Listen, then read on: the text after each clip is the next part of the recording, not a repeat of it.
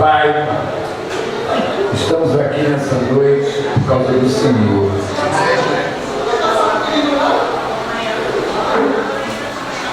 Nós precisamos do Senhor. Nós cremos no Senhor.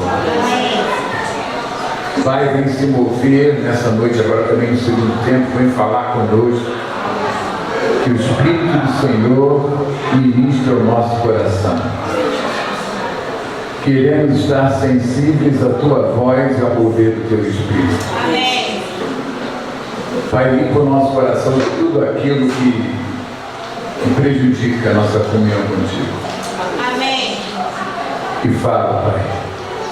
Fala, Pai. Fala com liberdade no nosso interior. Nós oramos em nome de Jesus. Amém? Amém. Lembrando que o quadro de jejum do mês de setembro está lá fora, não é? Nossa festa da amizade, dia 15 de setembro, não é? Estamos crendo que vai ser um tempo muito rico, muito precioso, em nome de Jesus. A nossa festa da amizade, vamos estar participando, engajados, não é? Para que seja um tempo precioso em nome de Jesus. Amém. Muito bem, queridos, nossa palavra é sobre Davi, a vida de Davi. E nós terminamos a aula passada falando sobre o pecado de Davi com Betseba, que além de adulterar com a mulher de Urias, como Urias não quis entrar na armadilha dele de vir da guerra para deitar com a sua mulher, para se dizer que o filho, que ela estava grávida, era de Urias, e arma um plano para matar Urias. Esse plano dá certo e Urias morre na frente da guerra. E nós vamos então, irmãos, ir lá em 2 Samuel 11, 26 a 27. 2 Samuel 11, 26 e 27. Abra sua Bíblia.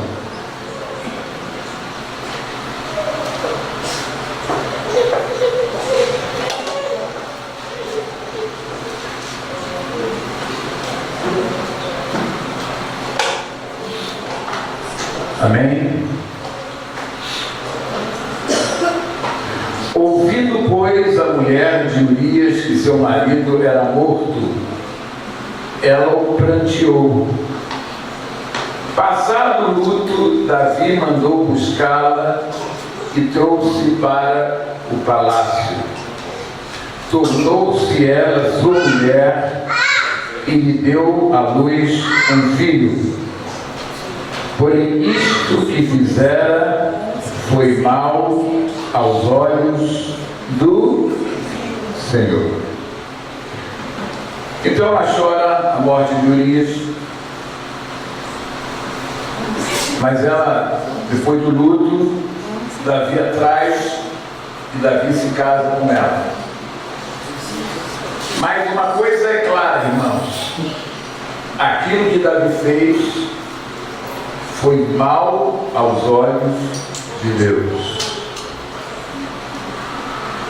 E aí veio um profeta, nós vamos pegando pontos, né, da vida de Davi.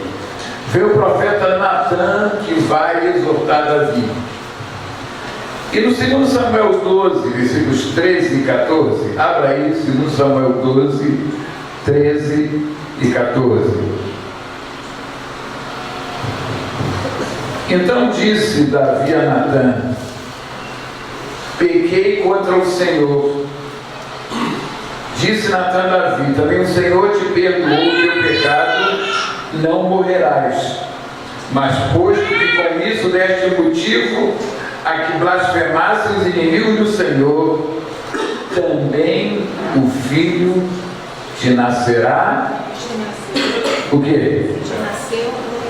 O filho que te nasceu, o quê? Morrerá. Então, irmãos, o profeta exorta Davi. E Davi, que era um homem segundo o coração de Deus e que tinha pecado feio, ele para, reconhece seu erro e se arrepende. Irmãos, a graça de Deus é maior do que qualquer tamanho do pecado do homem. A graça de Deus perdoa o imperdoável aos olhos humanos. Pensa bem, um cara que adultera aproveita que o marido da mulher está na guerra lá lutando, e diz a palavra que Davi tinha que estar na guerra e não estava. Ele adultera com a mulher, engravida a mulher e ainda mata o marido da mulher. Aos nossos olhos a gente dizia: esse cara, sei lá, um safadão, não tem jeito. Mas, irmãos, Deus exerce graça para os piores pecados e pecadores. Por isso nós estamos aqui. Não importa o tamanho do teu pecado, não importa a mancha do teu passado, a graça de Deus é maior do que ele. E na vida de Davi isso é muito palpável. Deus perdoa. Por isso que Deus não quer que a gente fique com um sentimento de culpa.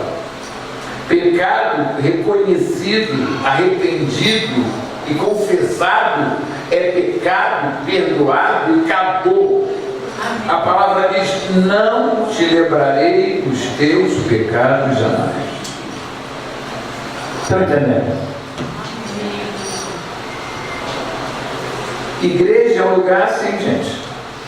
Igreja não pode ser um lugar que lembra: viu aquele cara safado, viu o que ele fez há 10 anos atrás, matou a mulher, arrumou com amante, sei lá o que, fez o que fez.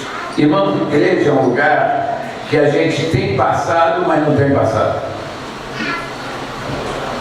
Na igreja de Jesus nós temos passado e não temos passado.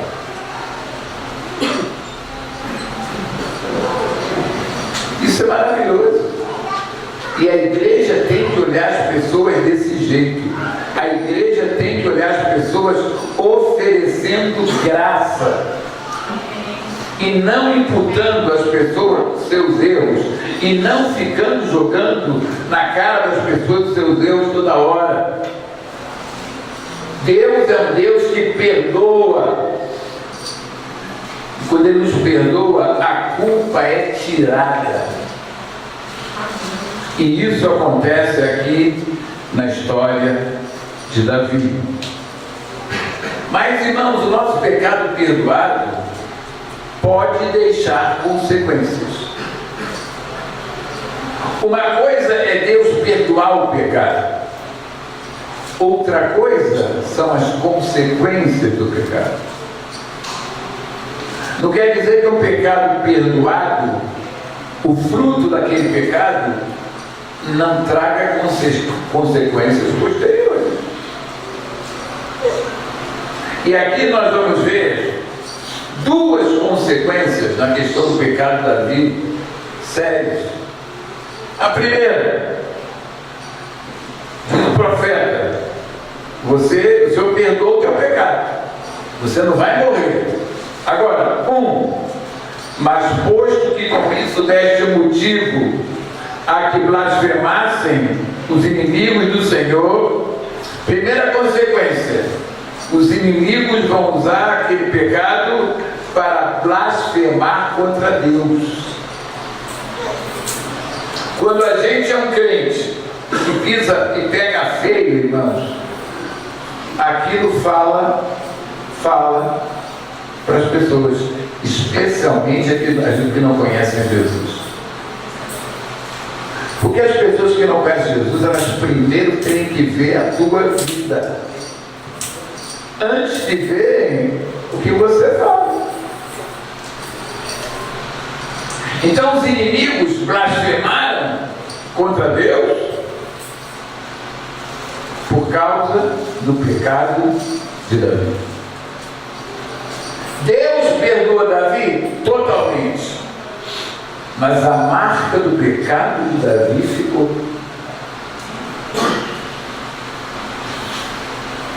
E a primeira marca, as outras pessoas blasfemaram o Senhor. Porque Davi era um homem, né, usado por Deus, poderoso em Deus. E ele cai feio, e ele erra feio. E as pessoas aproveitam isso para blasfemar. E segunda consequência, foi uma maldição. Também o filho que te nasceu morrerá. Segunda consequência do pecado de Davi, o próprio fruto, o filho, morreu por causa do pecado de Davi.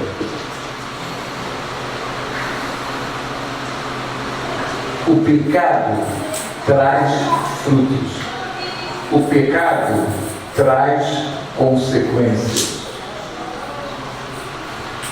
Vocês estão entendendo o que eu estou falando?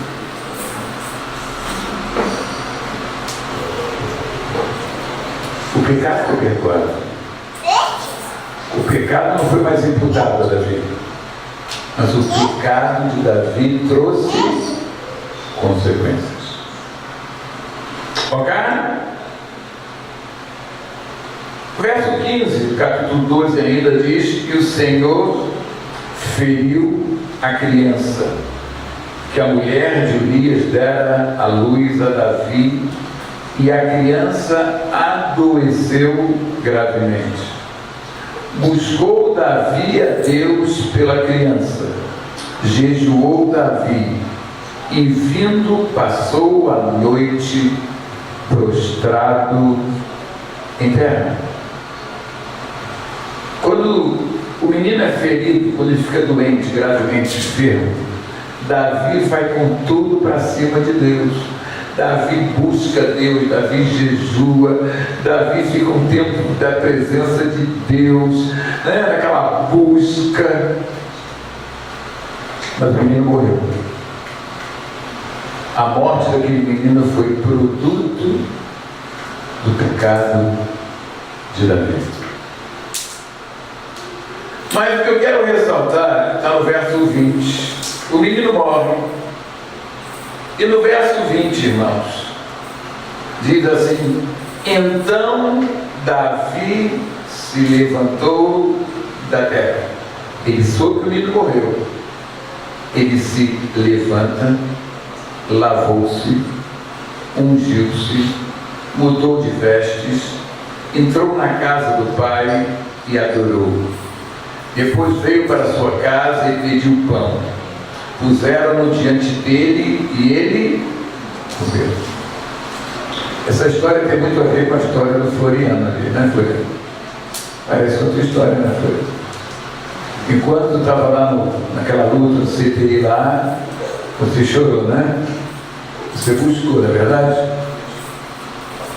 Mas quando o Senhor tomou a nossa irmã para ele, você deve ter feito isso aqui. Você se levantou, lavou o rosto, comeu alguma coisa e retomou a vida. E às vezes algumas pessoas não entendem que esse é o propósito de Deus na situação dessa.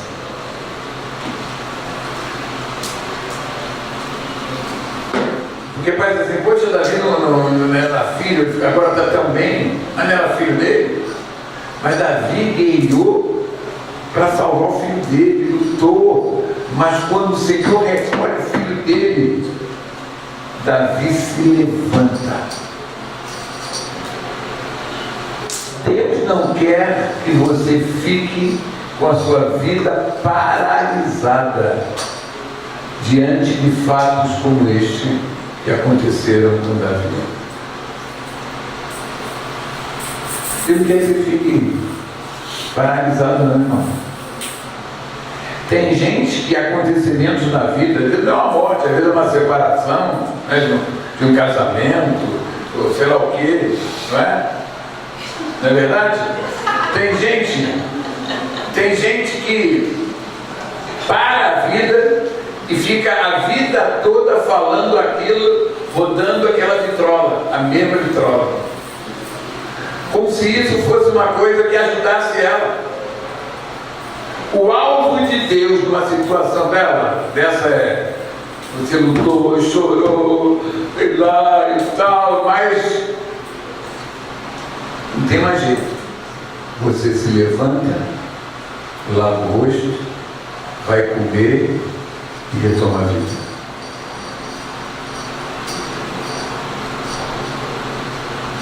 Isso aqui é um princípio, irmão. Isso aqui é um princípio. Às vezes é perder o emprego, perder o casamento, sei lá o quê.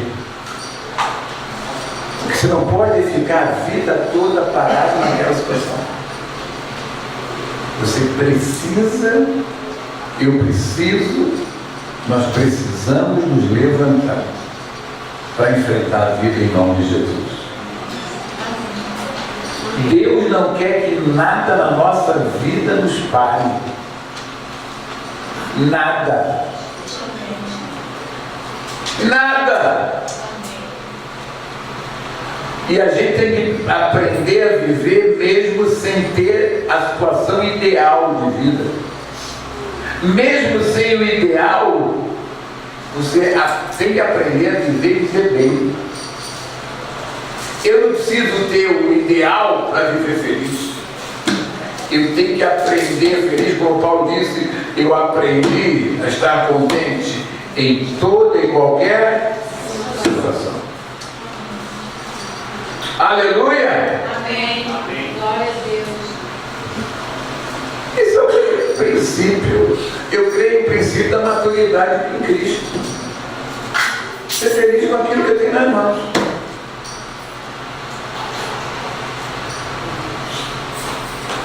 Se eu não tenho uma padaria para dar pão, uma peixaria para comprar peixe, eu tenho 5 pães e 2 peixes e com isso eu alimento uma multidão em Deus.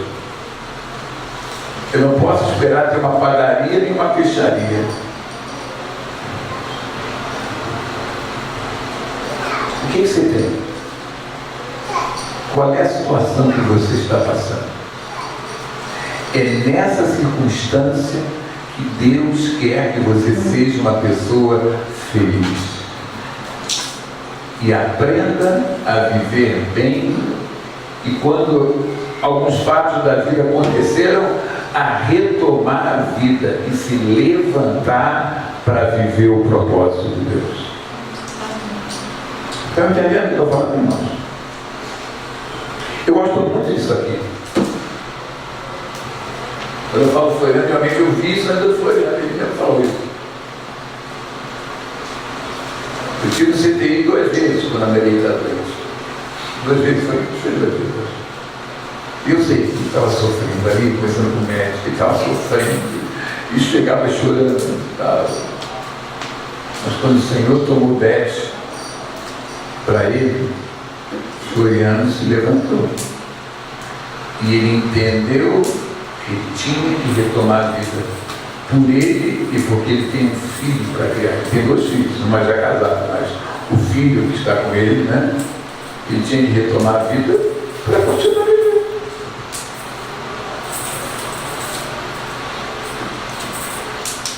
Imagine se ficasse agora, sozinho. Ele tomar a vida.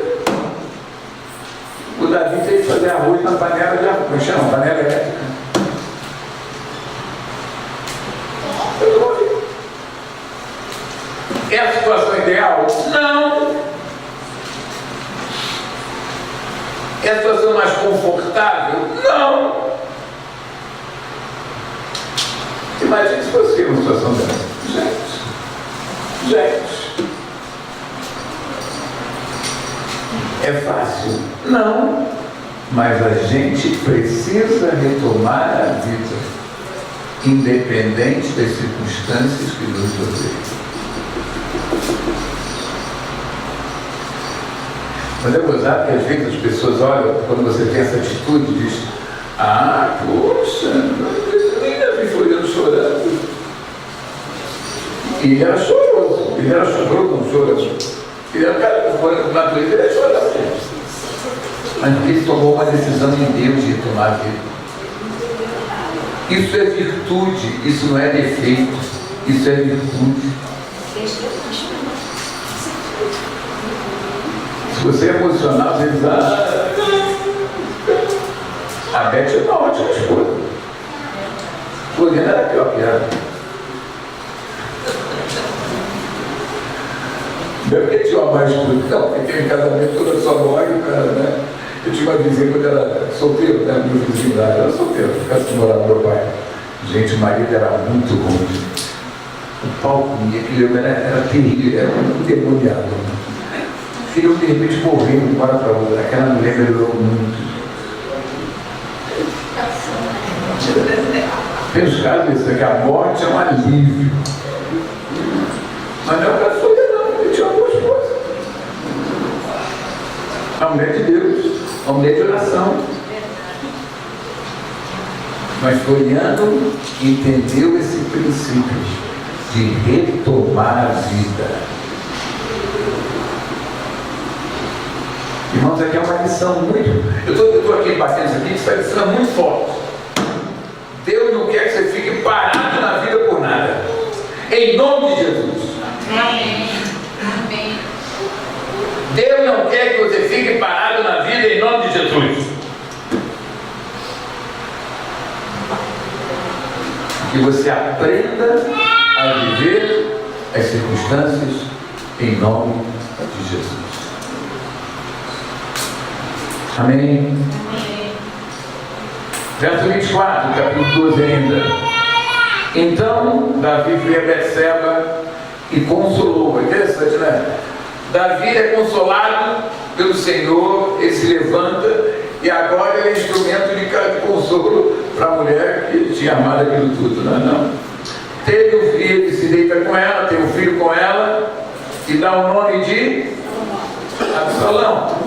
Salomão. Desculpa que eu vou falar agora. Salomão, obrigado. E tem um filho também de Salomão que eu vou falar agora. Salomão, segura Salomão aí. Amém? Mas Davi tem um outro filho chamado Absalão. 14, 25. Tem vários filhos, mas não chamado Absalão. Abra aí 14, 25. 2 Samuel. Não havia, porém, em todo Israel, 2 Samuel 14, 25. Não havia, porém, em todo Israel um homem tão celebrado por sua beleza. Gente, pensa no homem bonito. Pensa no homem bonito. Claro que nessa sala não tem nada parecido. Nem de longe. Não tem nada parecido aqui nessa sala. Os meus olhos não conseguem contemplar nada parecido. Não é? E agora, olha aqui. Tão celebrado por sua beleza como Absalão. Agora, presta atenção. Da planta do pé, ele tinha dedos do pé bonitos, irmãos. Eu não sei nem como um homem tem pé bonito. Eu não sei, sabe? Tu sabe, Carol, um pé bonito? Eu nem sei julgar um pé bonito. Não é? Tu sabe, Miriam, mas um pé bonito? Será que o pé do Jorge é bonito? É feio, né? O pé do Jorge é feio? Eu não sei o que é pé bonito, de uma palavra de honra. O que é um pé bonito? Eu não sei. Para mim, o pé é igual. O pé é lindo. O meu é normal. Não, o meu agora é tão bonito que falta dedo. Então, ele era bonito da planta do pé ao alto da cabeça. Agora presta atenção nessa frase final. Não havia nele defeito algum. Por favor, Thaisa, diga o nome de um cara que eles são bonitos.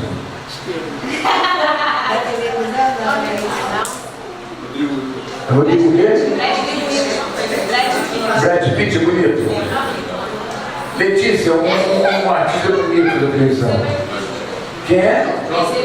Brad Pitt. Como é que chama o Patrícia? Jorge quem? Jorge Clooney? Eu não sei quem é. É brasileiro não, né? George Clooney.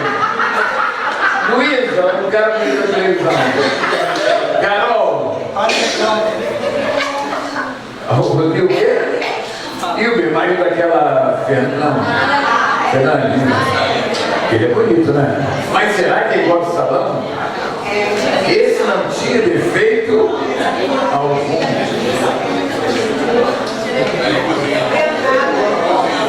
Que foi, Júlio? Você lembrou de cozinha, mas ficou, entendeu? Ele faz o que?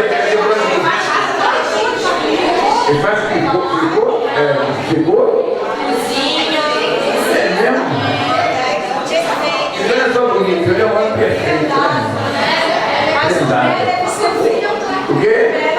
O pé é feio?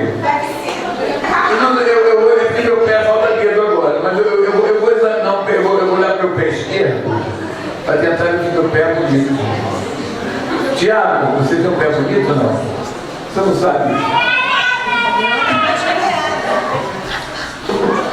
Oi, Adriana, o Sandro tem um pé bonito? Estava bonito até na sua minha dedo. Mas vamos falar sobre Absalão. Absalão era filho de Davi. Mas olha o que diz o verso 28, que eu quero ficar um pouco nisso aqui agora. O verso 28 falou assim: tendo ficado Absalão 2 anos em Jerusalém, era sede do governo, né? Sem ver a face do rei. Ele ficou 2 anos em Jerusalém sem ver o pai. Imagine, morando na mesma cidade do pai, mas porque o pai era rei, ele ficou 2 anos sem ver o rei. Quando eu penso aqui nessa frase, que foi? Tinha matado o irmão. Ele tinha matado o irmão, o fugitivo, né? Aquele, o Aminon, né? Que tinha pego a Tamar, que era irmã dele, irmã de pai e mãe, se não me engano, de Absalão. Gente, mas essa frase aqui, eu me lembro que meu pai, quando pregava, ele usava o meu exemplo. Eu sempre fui da igreja, muito operoso na igreja, mas eu não tinha experiência com Jesus. E meu pai, quando pregava e falava de mim, ele usava várias vezes a minha vida, né, o meu exemplo, para falar de uma pessoa que vive nos corredores do palácio. Ele diz o seguinte: que vive na igreja, mas que não vê a face do rei. Quando eu leio isso aqui, eu me lembro do meu pai. Porque meu pai usava isso aqui de montão se referindo a mim. Porque durante muito tempo eu vivi nos corredores do palácio, sem ver a face do rei. Não entrava na sala do trono do rei. E eu fiquei assim pensando, irmãos, como tem gente nessa situação. Nos corredores do palácio, que não vem a face do rei, que não conhecem o rei face a face, que não experimentam da realidade da presença do Senhor na sua vida. Gente que está perto e está longe. Gente que está perto, que ouve, que vê, mas o coração ainda está longe do rei. E eu queria agora, irmãos, nesse tempo da aula, falar um pouco sobre a presença do rei, sobre a presença do Senhor na nossa vida.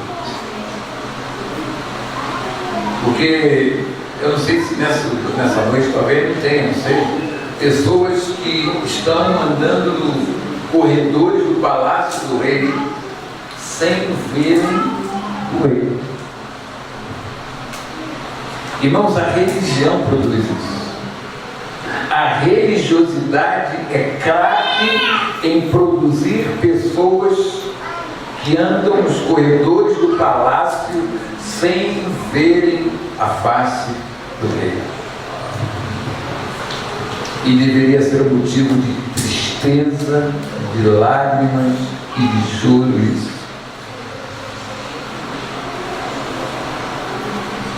Eu quero ir a alguns textos que falam sobre a presença do Senhor. Salmo 16, 8. Salmo 16, 8.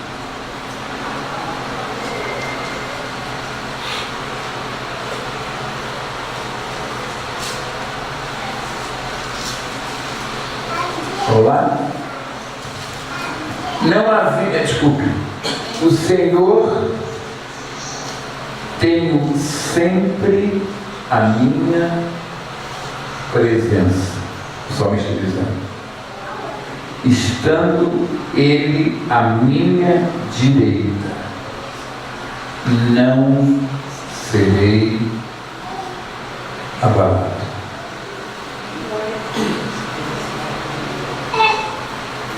Primeira coisa que a presença do Senhor, a primeira coisa que eu estar no lugar em que eu contemplo, que eu vejo o Rei, que eu tenho comunhão com o Rei, que eu tenho relacionamento com o Rei,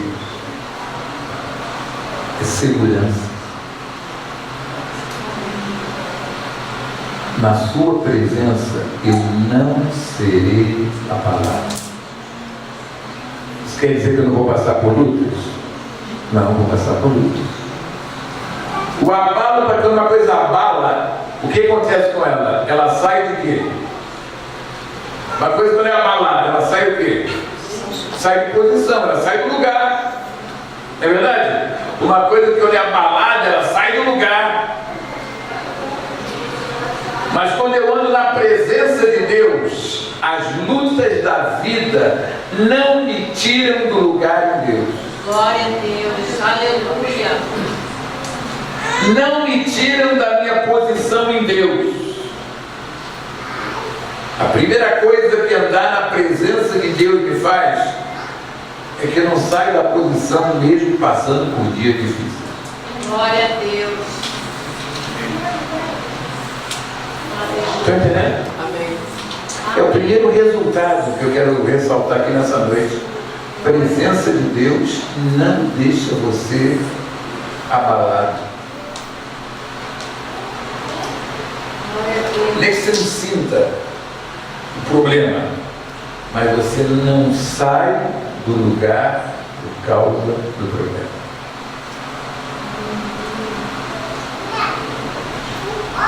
Você não sai do lugar por causa do problema.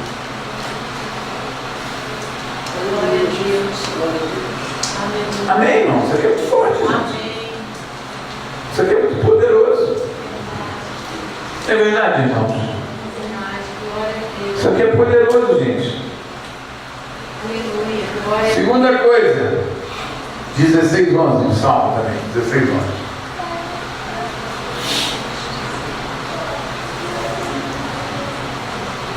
Salmo 16:11. Tu me farás ver os caminhos da vida. Na tua presença há plenitude de alegria. Mas algo além.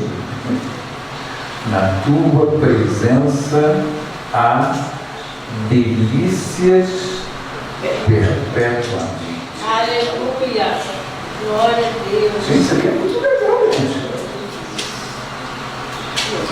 Andar olhando para o Rei aqui traz duas coisas.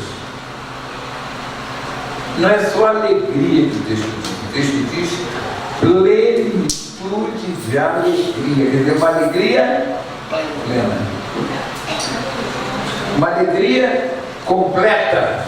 Aleluia. Glória a Deus. Mas segunda coisa, a presença do Senhor produz delícias contínuas, perpétuas, que não acabam. Por isso, quando você tem uma vida na presença de Deus, você pode crer no amanhã.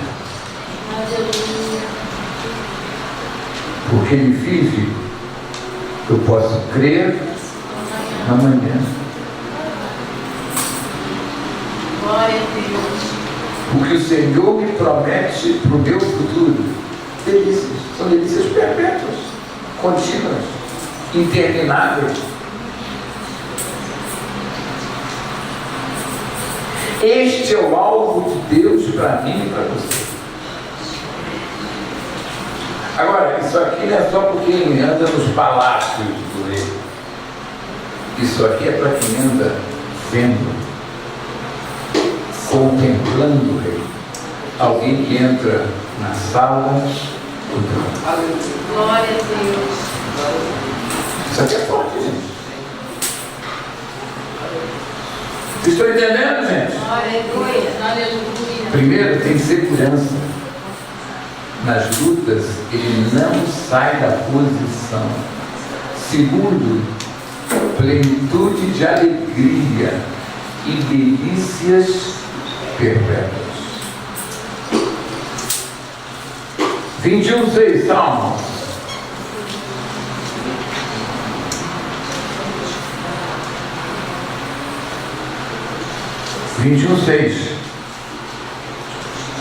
Pois puseste por bênção para sempre, e o encheste de gozo com a tua presença. Gozo, alegria, já vimos, né, irmãos? Encheste de gozo com a tua presença.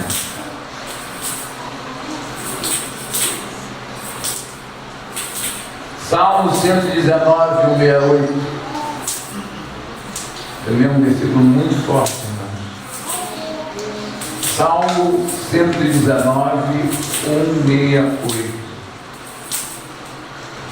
Diz assim: tenho observado os teus preceitos e os teus testemunhos, pois na tua presença estão todos os meus caminhos. O que ele somente está dizendo? Minha família está na presença do Senhor. Minha vida, meu casamento, meu estudo, emprego, vida profissional, vida sentimental, tudo está diante de Deus. Tudo está na presença do Senhor. Amém. Todos os meus caminhos estão na presença de Deus. Quer dizer, eu submeto tudo que tem a ver com a minha vida ao Rei. Glória a Deus. Eu não quero que o Rei mande em 90% da minha vida. Eu quero que 100% da minha vida esteja na presença do Rei. Glória a Deus. Esse texto está dizendo: todos os meus caminhos estão na tua presença. Amém. Porque parece uma coisa meio esquisita, mas tem pessoas que têm áreas que elas são absolutamente submissas a Deus, mas tem áreas que elas resistem, tem áreas que elas querem gerenciar na vida delas. Elas até entregam algumas áreas com facilidade para Deus, mas tem áreas que elas querem a vontade delas acima da vontade de Deus. Mas a vida com Deus só presta quando todos os meus caminhos estão na presença dele. Irmão, se eu ficar com 10% para mim, eu vou ser insatisfeito. Uma hora eu vou ficar chateado, uma hora eu vou ficar abatido. Porque Deus não me salvou para que 90% da minha vida seja comandado por Ele. Deus me chamou, me salvou para que o senhorio dele atinja toda a minha existência. Aleluia! Glória a Deus. Estão entendendo, irmãos? Amém? Amém. Atos 3, 20.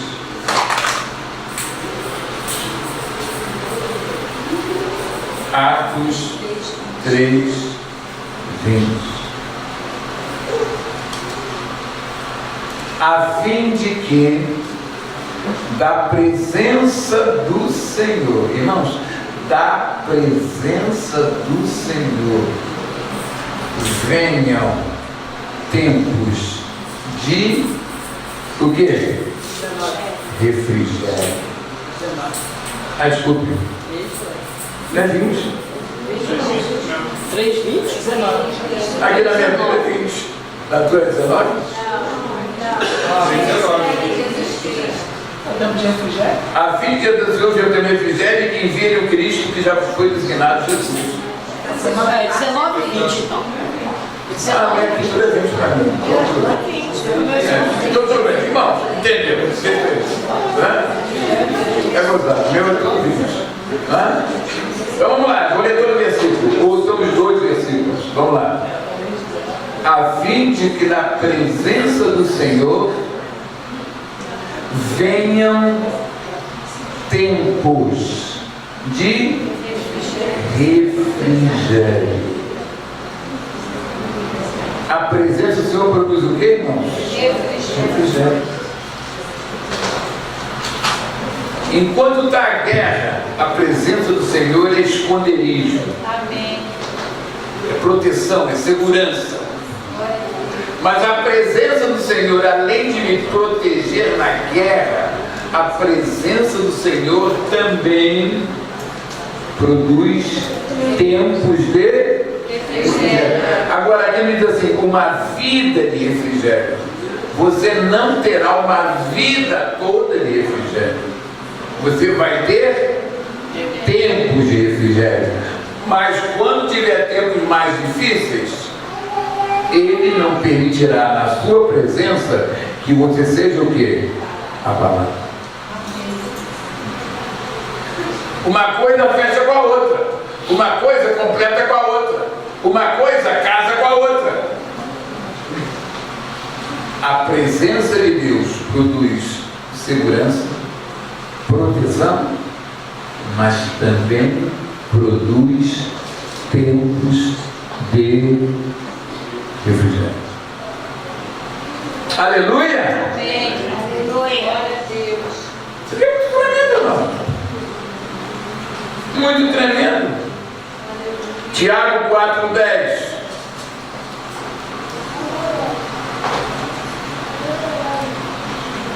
Irmãos, não aceite andar apenas no palácio do rei, nos corredores do palácio. Você precisa estar na presença do rei. Você precisa ver o rei de verdade. Amém. E agora diga uma coisa que você tem que fazer diante da presença dele. Tiago 4:10. Humilhai-vos na presença do Senhor. Fazer o que aqui na presença do Senhor? Quer dizer, reconheça a sua dependência. Reconheça que se o Senhor não fizer, você está roubado. Reconheça a sua dependência total dele. E tem uma promessa tremenda quando você tem essa atitude de humilhação diante da presença do Senhor. O texto diz: e ele, o Senhor, vos exaltará. Amém. Aleluia. Glória a Deus. Glória a Deus. Aleluia. A presença do Senhor é lugar que eu chego cheio de mim. Não é lugar que eu chego, irmãos, reconhecendo a minha incapacidade. A minha incapacidade. E quando eu me reconheço a minha incapacidade, E eu dependo da capacitação dele. Ele ama isso. E ele promete: Glória a Deus. Amém. eu vou te levantar, Glória a Deus. eu vou te exaltar, Aleluia. eu vou te conduzir em triunfo e em Glória a vitória. Deus. Em nome de Jesus. Aleluia. Glória a Deus. E finalmente, irmãos, 1 Tessalonicenses 3,13. 1 Tessalonicenses 3,13.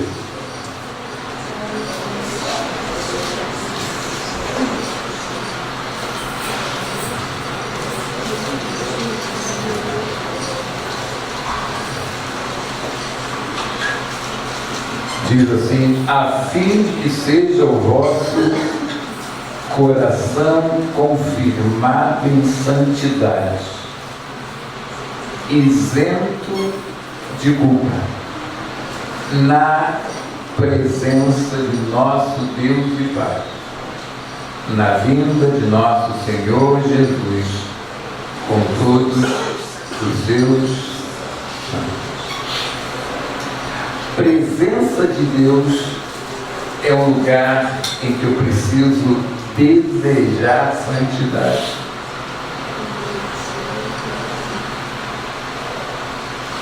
Presença de Deus é um lugar santo.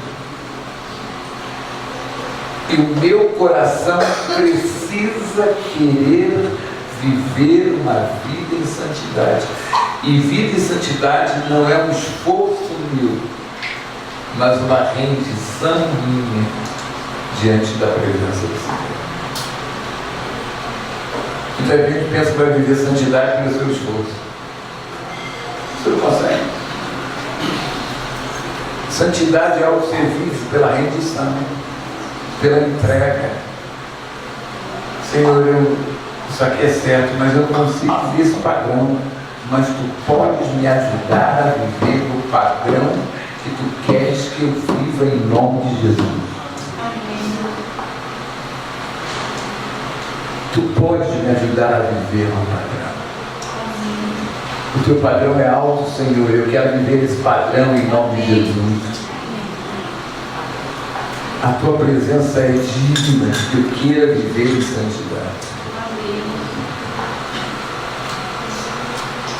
Irmãos, quem mora na presença de Deus aspira por santidade. Não quer dizer que você não vai errar. Mas se você errar, você diz: Pai, me perdoa. E retoma.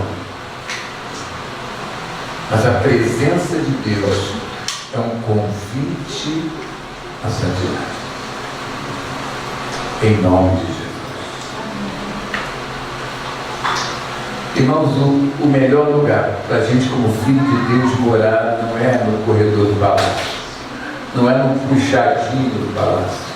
O melhor lugar para eu estar como filho de Deus é nos braços do Pai. Amém.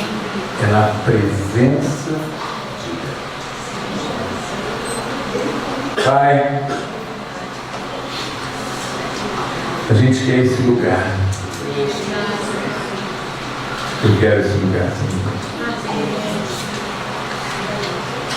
Ó Pai, perdoa o nosso pecado. Amém. Amém. Perdoa o nosso pecado. Perdoa o nosso pecado. A gente quer morar nesse lugar, Senhor. Esse lugar de obediência. Esse lugar em que o que eu quero está absolutamente no lugar inferior que Tu queres. E que a minha vontade é profundamente menos importante do que o Teu querer. Me ajuda, Rei.